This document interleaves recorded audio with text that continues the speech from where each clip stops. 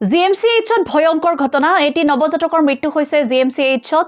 আৰু ইতিমধ্যে জিএমচিএইচত হাহাকাৰ পৰিস্থিতিৰ সৃষ্টি হৈছে চাৰিটিকৈ নৱজাতক এনআইচিউৰ একেখন বেডতে আছিল আৰু একেখন বেডতে এই ঘটনা সংঘটিত হৈছে বেডৰ পৰা তলৰ মজিয়াত পৰিছিল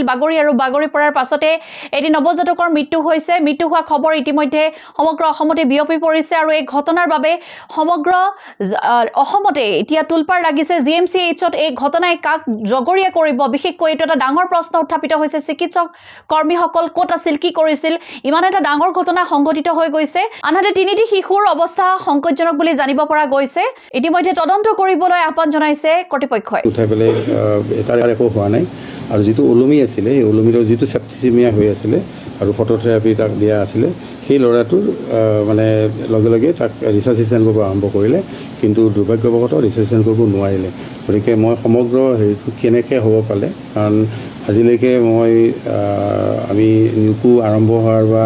এইটো প্ৰায় 20-25 বছৰ হ'ল আজিলৈকে এনেকুৱা ঘটনা কেতিয়াও হোৱা নাই পৰি যোৱা নাই গতিকে কেনেকৈ পৰিব পালে কেনেকৈ হেৰি হ'ল ভঙাৰ কথা নহয় কাৰণ সেইটো ষ্টিল বেড আৰু সেইটো বেড ভাঙি নাযায় হয়তো কিবা কাৰণত এক্সিডেণ্টত কেনেকৈ পৰিল হয়তো